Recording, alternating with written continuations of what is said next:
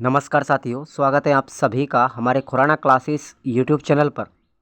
दोस्तों, आज आपकी सेकंड यूनिट जो साइकोलॉजी की है स्टार्ट की जा रही है और सेकंड यूनिट के अंतर्गत हम पढ़ेंगे अधिगम के बारे में। ठीक है, तो अधिगम से संबंधित एक एक पॉइंट को अब आप लोग डिक्लेयर करते जाइए।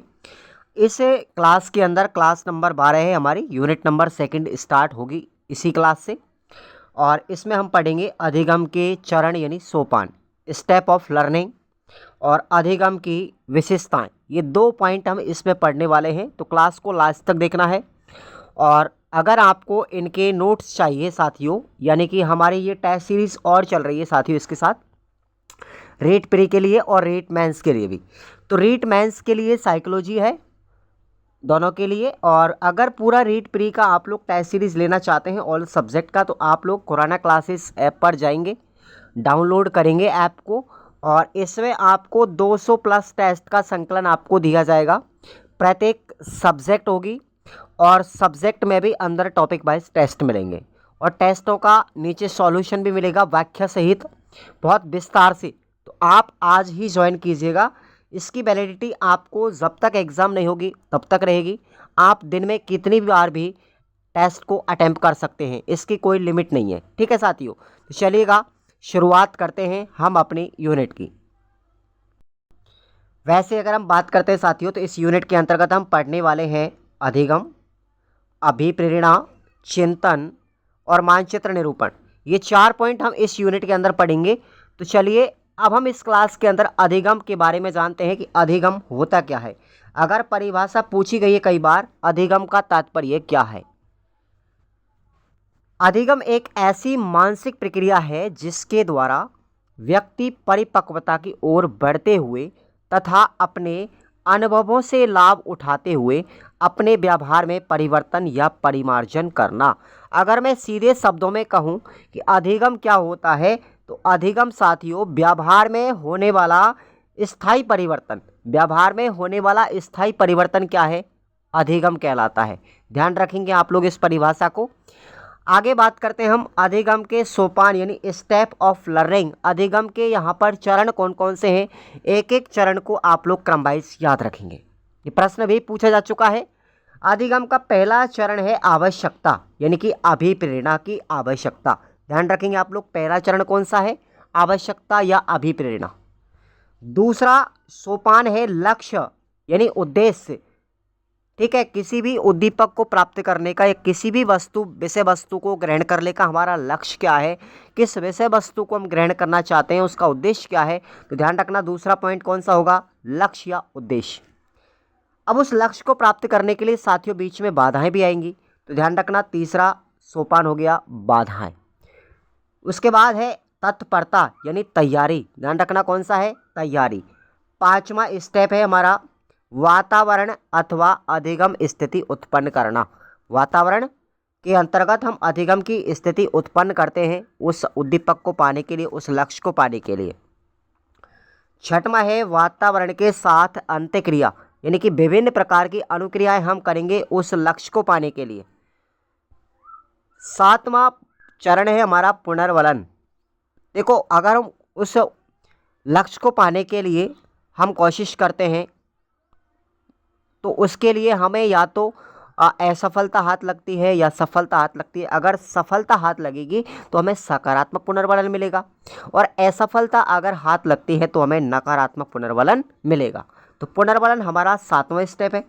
8वां है अनुभवों का संगठन। ठीक है, और 9वां है व्यवहार में स्थायी परिवर्तन।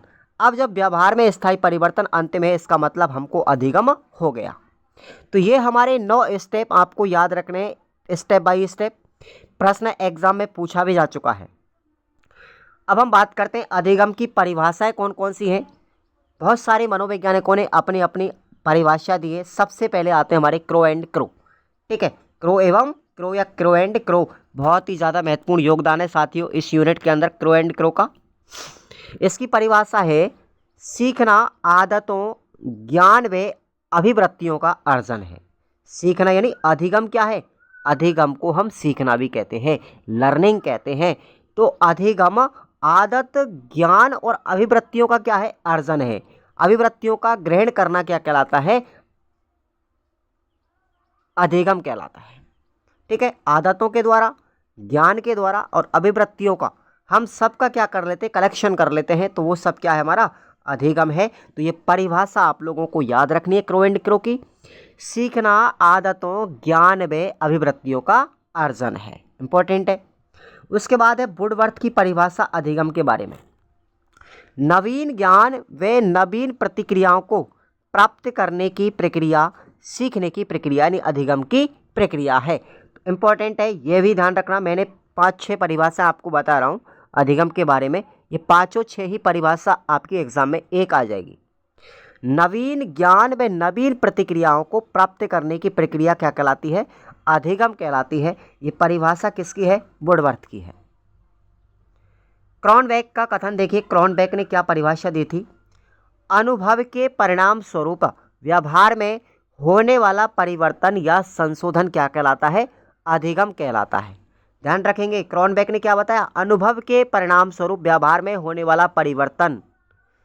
क्रॉनबेक ने क्या बताया कि अनुभवों के द्वारा जो परिणाम स्वरूप हमारे व्यवहार में बदलाव आता है वो क्या कहलाता है? अधिगम कहलाता है। गेट्स एंड अन्य, इन्होंने क्या बताया था? अनुभव और प्रशिक्षण के द्वारा व्यवहार में परिवर्तन होना क्या कहलाता है? अधिगम कहलाता है। देखिए, हर मनोवैज्ञानिक ने कुछ ना कुछ अलग बताया है। क्रॉनबेक ने बताया कि अनुभव के द्वारा जो परिवर्तन होता है व्यवहार में वो अधिगम है। गेट्स ने क्या बताया? अनुभव के साथ साथ प्रशिक्षण के द्वारा भी व्यवहार में परिवर्तन करना अधिगम कहलाता है। लेकिन गिलफर्ड का कथन देखिए आप लोग, गिलफर्ड ने क्या बताया कि व्यवहार के द्वारा व्यवहार में होने वाला परिवर्तन, व्यवहार के परिणाम स्वरूप व्यवहार में किसी भी प्रकार का परिवर्तन होना ही अधिगम कहलाता है। यानी व्यवहार के द्वारा व्यवहार में होने वाला परिवर्तन क्या कहलाएगा? अधिगम कहलाएगा। ये इंपॉर्टेंट परिभाषा है, गिलफर्ड साहब की याद रख लेना। तो इतनी हमारी छोटी सी क्या है साथियों, ये यूनिट है। इसके साथ हम पढ़ेंगे अब हम अधिगम की विशेषताएं। अधिगम की क्या क्या विशेषता है? तो देखिए, अधिगम क्या है? अधिगम को हम सीखना कहते हैं, ठीक है, लर्निंग कहते हैं। तो जहाँ पे भी आपको सीखना शब्द मिले इसका मतलब है अधिगम। तो अधिगम हमारा सार्वभौमिक है, यानी कि इसको सभी जगह पर हम सीख सकते हैं। अधिगम जीवन पर्यंत चलता है। अधिगम वातावरण की उपज है। उपज का मतलब हम वातावरण से इसको अर्जित करते हैं। अधिगम जीवन पर्यंत चलता रहता है। प्रत्येक अवस्था में हम कुछ ना कुछ सीखते रहते हैं। अधिगम बुद्धि में विकास करता है। अधिगम के द्वारा क्या होगा? बुद्धि का विकास होगा। व्यवहार में परिवर्तन, अधिगम के द्वारा क्या होगा? व्यवहार में परिवर्तन होता है। अनुभवों का संगठन है। सीखना यानी अधिगम क्या है? अनुभवों का संगठन है। सीखना एक खोज करना, यानी कि अधिगम के माध्यम से हम किसी भी चीज़ की खोज भी कर सकते हैं। अधिगम सक्रिय रहकर होता है। देखो, हम किसी भी चीज़ को कब सीखेंगे? जब हम सक्रिय रहेंगे। अधिगम में समय लगता है। ये बात भी सही है कि भाई किसी भी चीज़ को अगर हम सीख रहे हैं तो सीखने में समय तो लगेगा। अधिगम से अपेक्षाकृत स्थायी परिवर्तन होता है। अब यहाँ पर नोट कर लीजिए, अधिगम में होने वाला अपेक्षाकृत स्थायी परिवर्तन, ध्यान रखना। अधिगम किसे कहते हैं?